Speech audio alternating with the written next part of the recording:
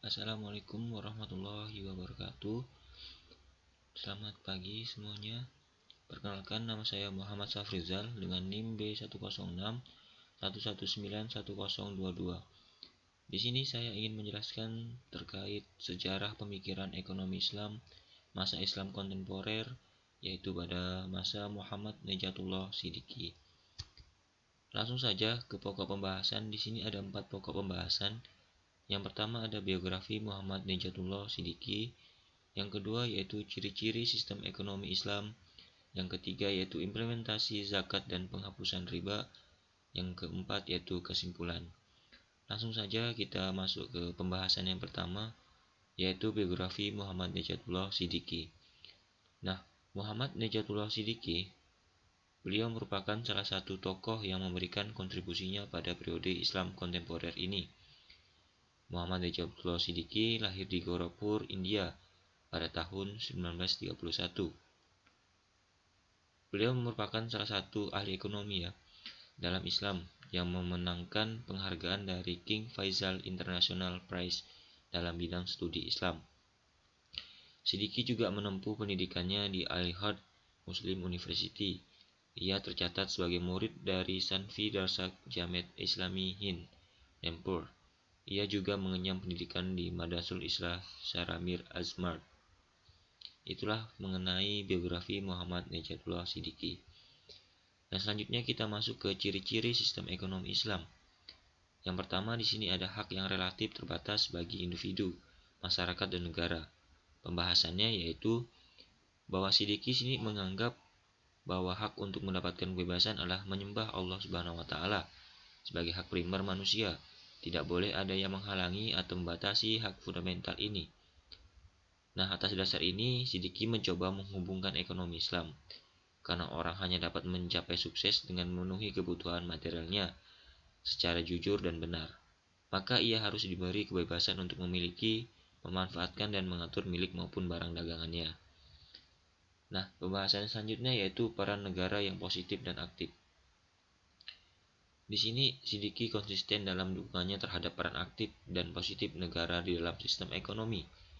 Sekalipun ia menyetujui dan membela penyalurannya sistem pasar yang berfungsi dengan baik, nah Siddiqi ini tidak memandangnya sebagai suatu yang keamat dan tak bias dilanggar. Jika pasar gagal mencapai keadilan, maka negara harus campur tangan. Ia menyebut penyediaan kebutuhan dasar bagi semua orang serta penyediaan barang-barang publik dan sosial. Kewajiban amar ma'ruf nahi munkar diperluas jangkauannya ke lingkungan ekonomi, dan Siddiqi merujuk pada lembaga hizbah, sekalipun ia menghendaki adanya peran aktif pemerintah. Nah, di sini Siddiqi bersikukuh menyatakan bahwa hal itu tidaklah dapat disamakan dengan sistem sosialis. Nah, ada 2 hal nih yang membedakan sistem tersebut. Yang pertama yaitu kepemilikan pribadi diakui dan secara umum menjadi norma. Sedangkan yang kedua yaitu alasan serta tujuan campur tangan negara berdasarkan pada aturan negara. Lanjutannya yaitu yang ketiga, implementasi zakat dan penghapusan riba.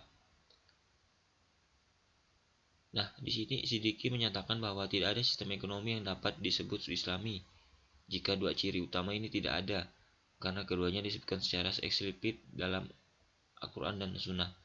Baginya bunga adalah riba, maka sebab itu haruslah dilenyapkan. Jadi Siddiqi di sini berpendapat bahwa bunga itu haruslah dilenyapkan dan bunga itu tidak ada. Dan juga ia mengusulkan bahwa sistem mudharabah sebagai gantinya. Nah, jadi pengganti riba yaitu sistem mudharabah. Nah, Siddiqi merupakan pengkritik yang paling setia terhadap bank-bank Islam yang ada, karena bank-bank itu berkonsentrasi kepada kedua praktik yaitu kelangsungan hidup ekonomis dan penyalahgunaan dana yang dipinjam. Yang terakhir yaitu yang keempat, jaminan kebutuhan dasar bagi manusia.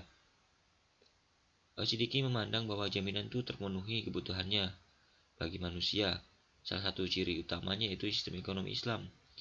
Pandangan Siddiqi terhadap penyediaan kebutuhan dasar dapat ditafsirkan mirip dengan strategi kebutuhan dasar atau dengan praktik-praktik di beberapa program kesejahteraan kapitalis. Siddiqi menenangkan bahwa suatu jaminan berupa kebutuhan hidup minimal bagi semua orang itu paling baik dilakukan melalui distribusi aset yang menghasilkan pendapatan yang lebih adil dalam jangka panjang. Yang berikutnya pembahasan selanjutnya yaitu ada distribusi atau penyaluran. Nah, di sini Asidiki mempunyai pandangan mengenai distribusi, yaitu dibatasi atau ditentukan oleh distribusi awal, pendapatan dan kekayaan. Oleh karena itu, distribusi semua determinan dan ketimbangannya haruslah dipelajari dan dikoreksi dari sumbernya, bukan hanya sekedar mengatakan saja seperti yang terjadi dalam ekonomi konvensional.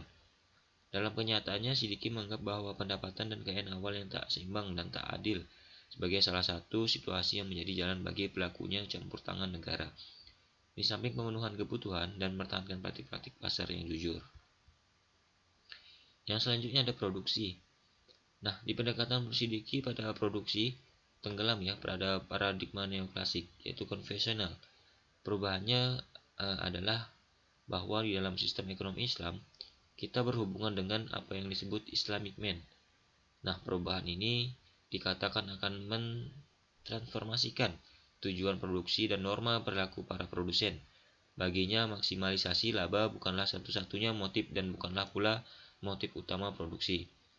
Nah, di sini juga Sidiki berpendapat bahwa keberagaman tujuan yang menyangkut maksimalisasi laba dengan memperhatikan kepentingan masyarakat, produksi kebutuhan dasar masyarakat, penciptaan employment, serta pemberlakuan harga rendah untuk barang-barang esensial.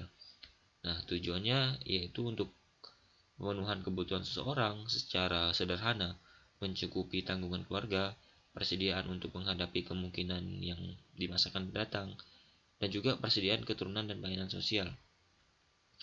Dengan kata lain di sini, Sidiki juga mengatakan bahwa produsen sebagai konsumen diharapkan memiliki sikap mementingkan kepentingan orang lain.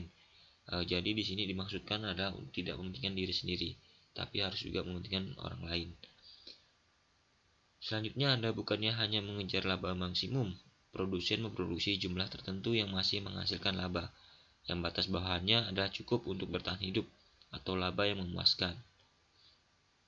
Yang terakhir, pembahasan terakhir yaitu kesimpulannya.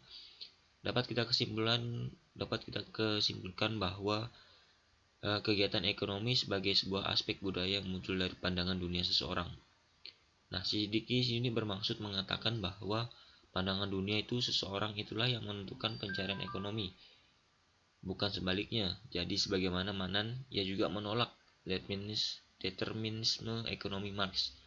Bagi Sidiki, ekonomi Islam itu modern ya, memanfaatkan teknis produksi terbaik dan metode organisasi yang ada. Sidiki juga berpendapat bahwa di dalam suatu kerangka Islam, kemakmuran dan kesejahteraan ekonomi merupakan sarana untuk mencapai tujuan spiritual dan moral. Oleh karena itu, Sidiki mengusulkan modifikasi teori neoklasik konvensional dan peralatannya untuk mewujudkan perubahan orientasi nilai, penataan kelembagaan dan tujuan yang hendak dicapai. Mungkin sekian pembahasan dari materi pagi hari ini. Mudah-mudahan dapat dimengerti oleh kawan-kawan semua. Saya akhiri. Wassalamualaikum warahmatullahi wabarakatuh.